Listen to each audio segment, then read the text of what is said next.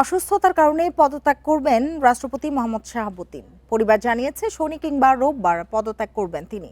22তম রাষ্ট্রপতি মোহাম্মদ শাহাবুদ্দিন শপথ নেন 2023 সালের 24শে এপ্রিল। মেয়াদ শেষের প্রায় 2 বছর আগেই পদত্যাগ করতে পারেন বলে দেশজুড়ে আলোচনা চলছে কয়েকদিন ধরেই। সরকারের উচ্চ পর্যায়ে এবং বঙ্গভবন সংশ্লিষ্ট একাধিক সূত্রের বরাত দিয়ে দেশের শীর্ষ কয়েকটি গণমাধ্যম এই খবর প্রকাশ করেছে। এ বিষয়ে পারিবারিক সূত্র আরও জানিয়েছে, পদত্যাগের আনুষ্ঠানিক কারণ হিসেবে রাষ্ট্রপতির শারীরিক অসুস্থতা এবং চিকিৎসার বিষয়টি উল্লেখ করা হতে পারে। গণ অভ্যুত্থানের আগে থেকে একমাত্র শীর্ষ সাংবিধানিক ব্যক্তি হিসেবে মোহাম্মদ শাহাবুদ্দিনের পদে থাকা নিয়ে রাজনৈতিক মহলে আগে থেকেই এক ধরনের অস্বস্তি রয়েছে।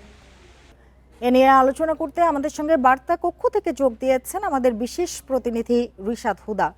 রিশাদ হুদা, কয়েকদিন ধরেই কিন্তু রাষ্ট্রপতি পদত্যাগের বিষয়ে গুঞ্জন শুনতে পাচ্ছিলাম আমরা, আলোচনা ছিল।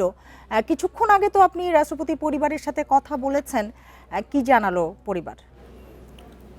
গতকালকে থেকেই যখন রাষ্ট্রপতির যে গুঞ্জন যে তিনি পদত্যাগ করছেন সেই বিষয়ে যখন গুঞ্জন উঠেছে, তখন কিন্তু আমরা রাষ্ট্রপতির পরিবার এবং বঙ্গভবনের বিভিন্ন কর্তা ব্যক্তিদের সাথে আমরা কথা বলি এবং প্রাথমিকভাবে আমরা জানতে পারি যে এই বিষয়ে আসলে এক ধরনের চিন্তাভাবনা চলছে যে তিনি পদত্যাগ করবেন, কিন্তু পদত্যাগের সিদ্ধান্তের বিষয়ে তিনি চিন্তা ভাবনা করছেন, কিন্তু একেবারে ডেফিনেটভাবে আমাদেরকে কিছু বলতে পারেনি। কিন্তু আজকে আমরা রাষ্ট্রপতি পরিবারের সাথে কথা বললাম, তখন কিন্তু তারা বলেছেন যে রাষ্ট্রপতি দীর্ঘদিন ধরে প্রায় 2 মাস ধরে তিনি অসুস্থ এবং অসুস্থতার জের ধরেই তিনি কিন্তু এখন আর মানে এই দায়িত্ব পালন করার মতো অবস্থায় নেই, যার কারণে তিনি পদত্যাগ করতে যাচ্ছেন।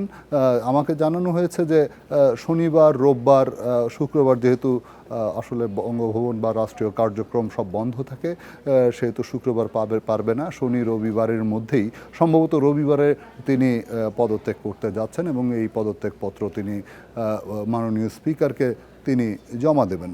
তো পাশাপাশি আমি আরেকটা প্রশ্ন করেছিলাম যে এই বিষয়ে আসলে কোনো পক্ষের কোনো চাপ আছে কিনা। আপনারা জানেন যে 2025 সালে তাকে 2024 সালে তাকে অপসারণের জন্য কিন্তু আন্দোলন সংগ্রাম চলেছে এবং বিভিন্ন সময় তাকে নিয়ে বিভিন্ন বিষয়ে বিতর্ক উঠেছে এবং তখন কিন্তু নানা মহলে ফেসবুকে বা সামাজিক যোগাযোগ মাধ্যমে তার পদত্যাগের দাবি উঠেছে। তো এই ধরনের কোনো চাপের মুখে তিনি পদত্যাগ করছেন কিনা সেটি আমরা প্রশ্ন করেছি। বলতেছে যে না, এই ধরনের কোনো চাপ তাদের উপরে নেই, শুধুমাত্র স্বাস্থ্যগত বিষয়েই কিন্তু তারা রাষ্ট্রপতি পদত্যাগ করছেন বলে দাবি করে আসছে।